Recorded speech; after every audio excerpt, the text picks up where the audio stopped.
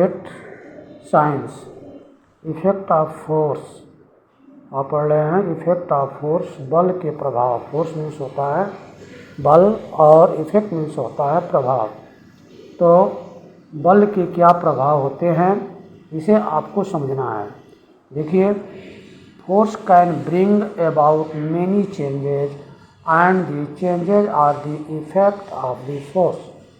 Force से अनेक प्रकार के परिवर्तन होते हैं और इतना ही नहीं, फोर्स जब कोई परिवर्तन भी होता है तब वह फोर्स का प्रभाव ही होता है। अर्थात हम यह कह सकते हैं कि किसी भी चीज़ के परिवर्तन में फोर्स की आवश्यकता होती है या फोर्स के प्रभाव से किसी वस्तु में परिवर्तन होता है। तो फिलहाल इसमें दो प्रभाव आपको दिखाए गए हैं। फर्स्ट उसका इफेक्ट है, force can make a stationary object move.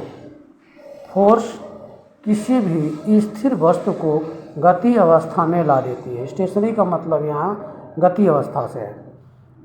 कैसे? When we drag a chair from it position we make it move. जब हम किसी कुर्सी को अपने स्थान से उसकी पोजीशन स्थिति से हम हटाते हैं तो वह गति की अवस्था में होती है। इसी प्रकार जब हम फुटबॉल को लात से मारते हैं तो वह भी गति की अवस्था में आ जाती है। तो हम कह सकते हैं कि किसी भी और स्थिर वस्तु पर जब हम बल लगाते हैं, फोर्स लगाते हैं तो उसमें गति हो जाती है। तो इस प्रकार हम कह सकते हैं कि फोर्स हमें किसी भी वस्तु में गति प्रदान करती है। अब नेक्स्ट आपके हैं, force can change the speed of any object. Force किसी भी वस्तु के गति को धीमा या तेज कर सकती है। Force can change speed of any object. किसी भी वस्तु में फोर्स की गति में परिवर्तन करता है।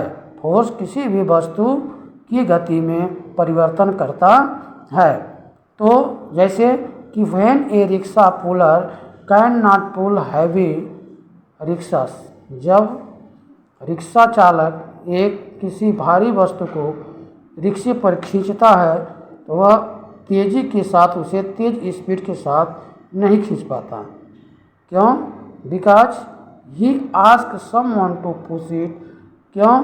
क्योंकि वस्तु भारी होती है और वह उतना अधिक बल नहीं लगा पाता। वहीं जब वह नहीं खींच पाता है तो किसी से ही ask someone to push it, तो वो किसी से कहता है उस रिक्शे को धक्का देने के लिए। When someone else pushes it firm, जब कोई उसे धक्का देता है पीछे से तो it start moving at faster speed, तो वही रिक्शा तेज चलने लगती है। क्यों? क्योंकि पीछे से जब कोई धक्का देता है तो उस पर एक्स्ट्रा बल लगता है और जब एक्स्ट्रा बल लगता है तो उसकी स्पीड, उसकी गति तेज हो जाती है। इसी प्रकार इसी प्रकार when A ball is moving at A faster, जब कोई गेंद तेज गति से गति करता है, जब कोई बॉल की गति तेज होती है या तेज गति से जब कोई बॉल आता है तो आप you stop it with your hands, तो आप उसे अपने हाथ से रोक देते हो और जैसे ही आप रोकते हो वह बॉल रुक जाता है। तो क्या होता है कि गति से आते हुए बॉल पर जब तुम अपने हाथ से रोकते हो तो तुम्हारे हाथ के द्वारा उस गति के विपरीत बल लगाया जाता है और जब बल लगाया जाता है तो उसकी गति रुक जाती है। एंड रिड्यूस द स्पीड, और इसकी स्पीड घट जाती है।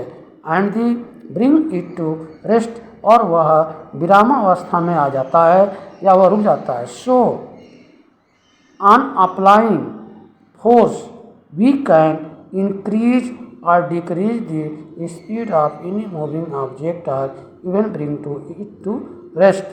इसलिए हम कह सकते हैं कि बल लगाने पर किसी भी वस्तु की स्पीड, चाल बढ़ सकती है या किसी भी ऑब्जेक्ट वस्तु की स्पीड घट सकती है या गति करते हुए किसी भी वस्तु की गति को रोकी जा सकती है। तो बल लगाने से किसी भी वस्तु की गति में परिवर्तन किया जा सकता है। तो इस प्रकार आपने क्या पढ़ा कि इफेक्ट ऑफ फोर्स की क्या प्रभाव होते हैं। आपने दो प्रभाव पढ़ा। फोर्स किसी स्थिर वस्तु को गति अवस्था में ला सकती है और फोर्स के लगने से किसी भी वस्तु के स्पीड में परिवर्तन होता है। उसकी स्पीड को रोका जा सकता है या बढ़ाया जा सकता है या घटाया जा सकता है। धन्यवाद।